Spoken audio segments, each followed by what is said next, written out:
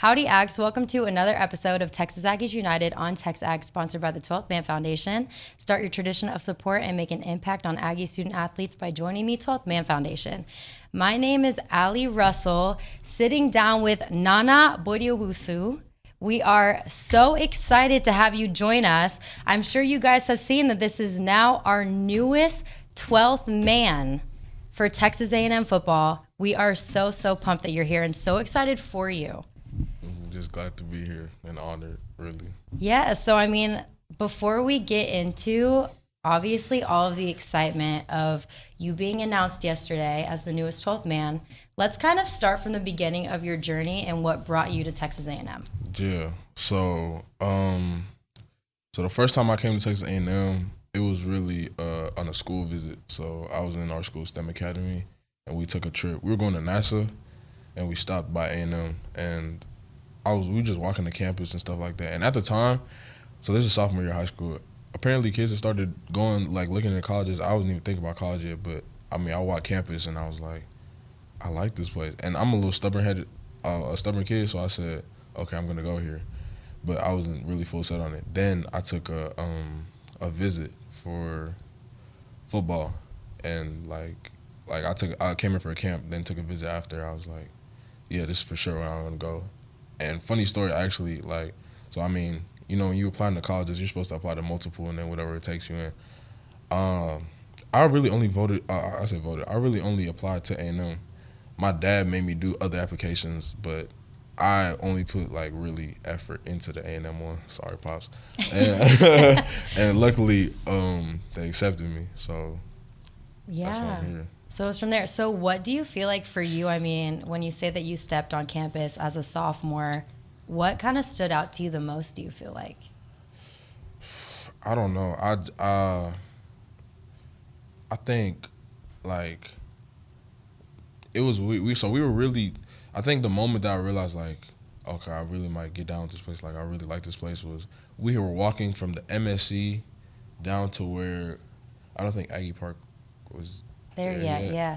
So we were walking from the MSC down to, like, that outside of Cal Field, and I was just looking, and weird. I'm a little weird, so it was a gloomy day, but, like, it was, like, it's not, like, gloomy, like, in a bad way. Like, I was just like looking at everything. I was like I just felt a connection. To the place. I was like, yeah. Definitely. I feel like every person that's come here, they always have, like, one thing or a few things where this place really stands out to them in a different way, or they click with it in a different way.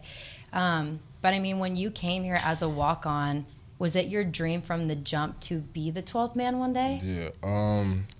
So really, when I walked on, it was more so, like, I walked on with the idea that I was going to get a scholarship. So God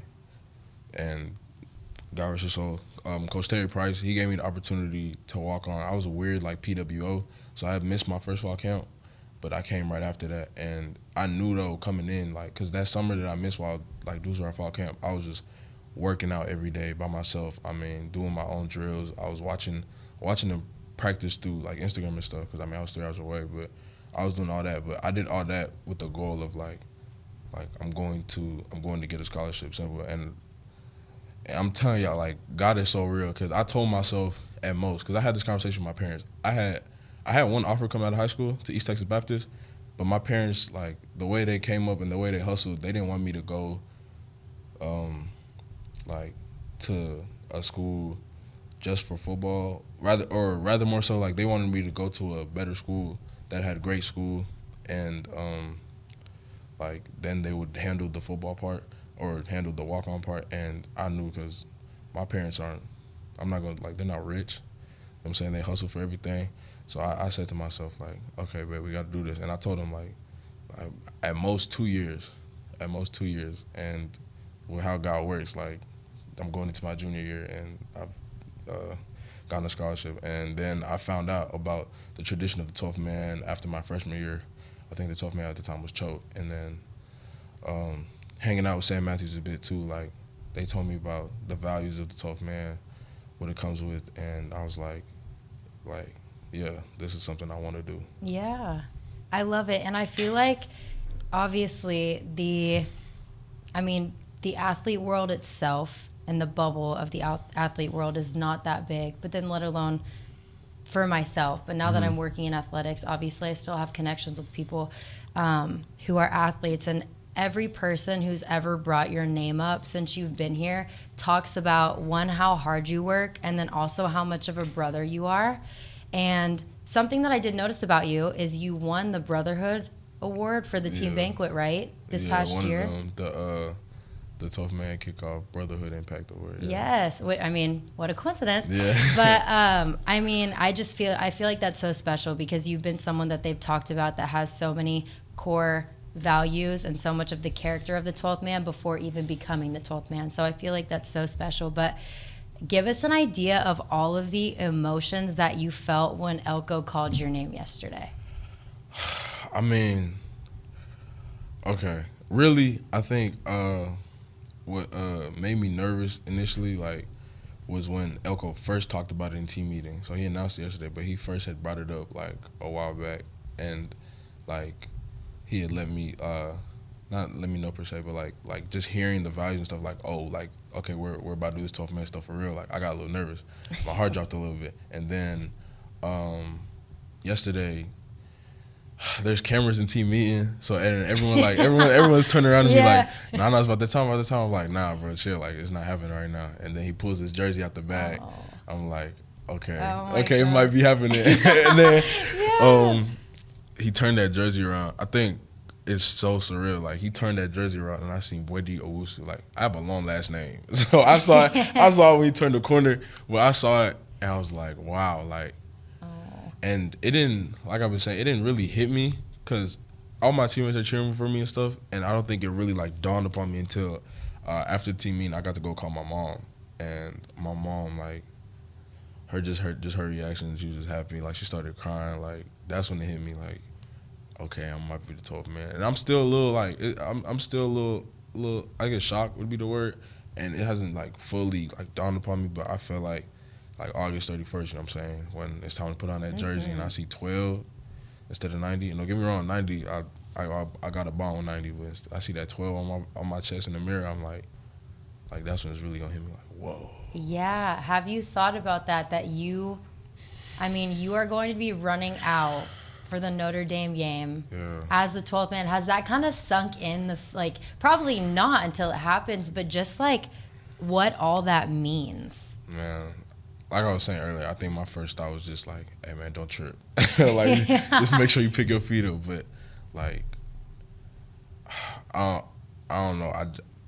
That feeling, first off, that feeling walking out on Kyle Field on the like a packed game or on any game, like, through that fog, it's a, like, there's no feeling that I matched it. The first time I did it freshman year, like, it took me aback. But now I get to do it, like, represent the university, like, it's surreal. Like, that's the only way I can describe it. Like, it's just, I don't know. You better start practicing holding the flag in there. Yeah, you're going to have to do some reps after practice. After practice.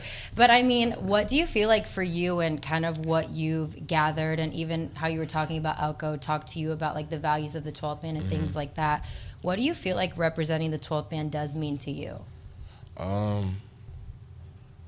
a great question.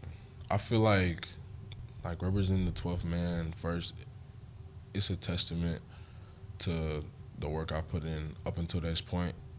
Like, it's always good, I feel like, to see the fruits of your labor, and especially as a walk-on, like, you can show up every day, you can put in all this work, and you just feel like you won't be seeing those, like, you almost won't feel like you're not getting what you're putting in. But I think first and foremost, like, that's a good, like, sign to see. But then on top of that too, like, like, to have, essentially, like, as a 12 man, you're gonna have Aggie Nation behind you. Like, to feel like I got at least 70,000 people backing me, and that allow me to, like, go out there and represent for them. Like, that's a big feeling. That's all I can say. It's like a big definitely role. And something that I feel like with time is only going to continue to feel like that much more special. Yeah. Which is so, so cool. But let's also, I mean, you talked about, and I don't know actually if you talked about this, but I at least know this, that your team anonymously votes for the 12th man. Yeah. So you were voted by, in a sense, majority of the team, if not probably close to everybody. Said pretty almost unanimous. Yes. So how does that feel to know that your team is backing you and the decision for you to be the 12th man? I think, like, that's another thing. Like, they take for granted, not they take, like, people can take for granted as an athlete, especially as a team sport. Like, we have 120, 130 plus dudes on our team, and for all of them to, or for almost all of them to be like, hey, nah, like, I feel like I got you. Like, it's almost like, I'm just grateful for every single one of them. Like, my teammates, man, they partly make me who I am today, especially as a football player. Like, from the connections with the new guys that just came in from spring to the ones that have been here since I've been here. Like for all of them to have like that type of respect for me, because I'm big on respect. So to have that respect from my teammates, it means the world. Like, definitely. Really. And you talked about how you saw Sam Matthews. You saw Connor first, Connor Chobe, the 12th man, Sam Matthews. I mean, from the point that you were announced 12th man, did you hear from Sam or any other former 12th man? We went to practice, but after I came back to my phone, Sam and Choke had hit me up. Sam, Choke, Gilly, even some of the 12th man before, like, it's almost like a club, almost like a yeah. You know what I'm saying? Like, for them boys to hit me up, and especially from Sam, he doesn't know, like, I really have the utmost respect for Sam Matthews, man. Like, that man right there was that's always gonna be my 12th man. Sam Matthews, like, if y'all seen the work he put in behind doors, the work he puts in on the field, the just the effort he puts into everything he does as a football player, and even before 12, it's like when he was working 29, like, to do all this and then as a walk on, like, I don't know, man. Like, to get that text from him back, like, it was a real good feeling. Like, yeah, that's so special. And something else that we saw that I feel like was so incredible to see and had not been done in such a long time was the 12th man kickoff team. Yeah. So let's kind of like take it back to last season, because I'm pretty sure that was against ACU. So I mean, how special was that moment? Bro, in my eyes, it's really like that was a storybook moment, and every time, all my storybook moments, I give to God, like, really, because like you said, the tradition haven't been done in over a decade, and we go out there. Mind you, they didn't tell us they were doing this until that Thursday practice. I think it was either that Wednesday or Thursday practice. So we've gone the whole week not knowing this is gonna happen. So they didn't tell us this until right before we practiced it. I don't even know if we practiced it for real, but we go out there, like, to that game, obviously, and like we're all waiting because, like, we know it's coming. Y'all didn't know per se, but we know it's coming, and we were waiting. And then boom, that moment was time. Like, 12th man kickoff, we about to ride, and like everyone on that kickoff unit, man, like, there's so many names of walk-ons that put in so much work to this program, and for whatever reason they may be on the team now, may not be, but that 12, and there's some dudes that weren't even on the team that put in a lot of work as a walk-on, but like for all of us to go out there, and then on top of that, like, we got a fumble. Like, you know what I'm saying? Like, it was picture perfect. Like, literally, like, that's God. Like, we broke out the huddle, like, we're getting hyped. Sam gave us one more, like, little pep talk right before we went out there. We broke out. We sprinted down there. I just remember I'm sprinting. I think a guy came and blocked me. Like, I whiffed him a little bit. And then I'm looking. And then next thing I know, like, Zach has a ball in his hand. I'm like, what? Like that was literally a, like, picture book moment. And this is the first time it's happened in, like, 10, 15 years. So it was crazy. Oh, so long, yeah. And I feel like Aggie Nation and as a fan base, that was one of the coolest things to see.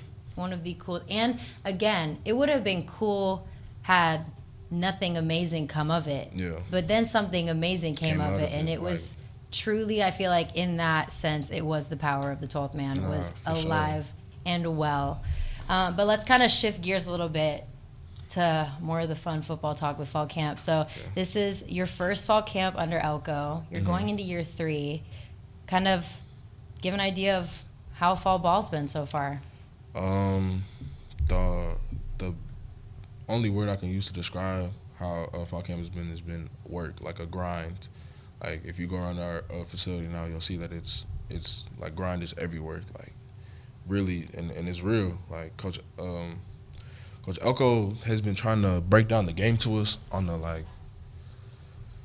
First off, Coach Elko's smart. Like the way he breaks down football, it's not just run hit. Like there's so many components that like I feel like you may even look at him like wow, like, and it's all true.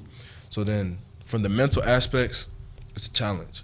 Like it's a challenge per se because like it's just new. Like it's a new perspective on the game. But then too on the physical aspect, like we're just working. Like we're pushing ourselves to limits that like they're gonna come through. Like we're pushing ourselves to be able to attack every game. You know what I'm saying? Not. I think a big focus in our workouts is like sprinting through the finish line, not just running through it.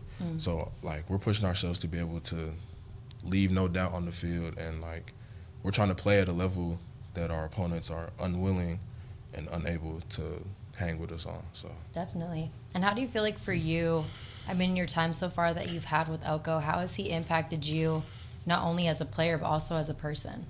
I say Coach Elko has made me more of a like just having him around and like his values he tries to instill. It's made me more of a like just get it done player. Like just find a way to make it work. But then on top of that too, it's made me a smarter player. Like I think one of my biggest assets as a player is my knowledge. But then to have somebody else just show me like there's really levels to this. Like I'm not even on there yet. Like he's made me a wiser player, and on the as a man aspects, like I think a big value that he's harps on and that he's like been hard on is discipline. So like I just feel myself, and I thought I was disciplined. I thought I was real disciplined coming in because I mean I worked out on my own for the longest. I did this at the third, but he really showed me like what grinding, what discipline, like that's how you do it on and off the field. Yeah. Definitely. I feel there's a saying, it's like you can lead a horse to the water, but you can't make him drink. Yeah, and I feel like a lot of you guys have made the decision within yourself to maintain that discipline aspect and to really accept it and embrace it, because it's one thing to have a coach who is like really, I genuinely feel this about him, he's working to grow you guys as men, not just as players, but he can't force you guys to accept everything that he's look to already instill. But from what I've heard, I feel like you guys have done a really great job of embracing it and putting it into practice. And so I love that. I love the aura and the culture that's happening up with football right now. I think he's doing such a great job. And I mean, you guys too, with all the work that we've seen you guys put in, looks like it's just magic waiting to happen. But with that, I mean, how do you feel like the team is going to really be this year? I'm just hopeful for this season. Like I'm so excited for this season. The amount of work we've put in, and like I was just talking about earlier, like seeing the fruits of your labor. Like obviously, I mean we're gonna take every game one game at a time, week by week. But I really feel like when we play to our level, like there's no team out there that can really mess with us. Like as the Fighting Aggies, like the culture we put in, the work we put in since spring, since they've gotten here, like when we play to our fullest, you just can't hang with us. It's that simple. So yeah, cannot wait. And we talked about Notre Dame. Obviously, that's an exciting game, especially for you. That will be coming up. But is there any other game this season that you're looking forward to most? Obviously, I feel like the Texas game. Yeah. Like, and it's crazy too. Like, I didn't really buy into the Texas A&M like little rivalry since I got there, but I guess since being here more and more, like I've grown into it. But I also got like some high school teammates and stuff that go to Texas, and like so it's personal too. It's a little personal. Those are my dogs, of course, but when it comes to competition, like we gonna compete.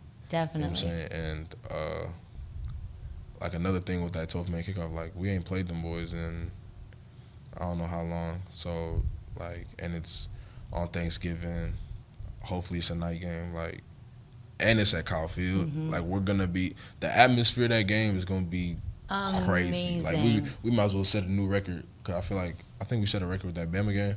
But I think we're gonna set a new record. So like I'm just. You guys heard it here. Let's set a new record. Yeah. Yeah. Pop out. Yeah. November 30th. Yeah. No, people will be there. I don't even think we have to say that, but it's so exciting too because that game is definitely. I mean, for me personally, I've been an Aggie fan since I was a little girl. So this is like taking it back to my childhood, the Thanksgiving game, the Thanksgiving rivalry game. But cannot wait and so excited for you. You are going to do amazing things. Cannot wait to see it. And just continue to be the person that you are because seriously, I've only heard the greatest things and you are so deserving of being the 12th man. So, of course. So excited.